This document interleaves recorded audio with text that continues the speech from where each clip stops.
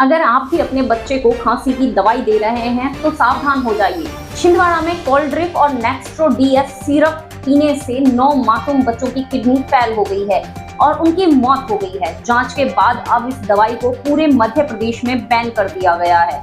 CM Mohan Yadav ने company के बाकी प्रोडक्ट्स पर भी रोक लगा दी है और एसआईटी जांच बैठा दी है। यह सिरप तमिलनाडु के कांचीपुरम की फैक्ट्री में बनता है। जांच रिपोर्ट आने के बाद सरकार ने सख्त एक्शन लिया। सवाल ये है कि जब दवा ही बच्चों की जान लेने लगे तो माता पिता किस पर भरोसा करें? ऐसी कंपनियों के लिए आप क्या कहना चाहेंगे? कमेंट में बताइए।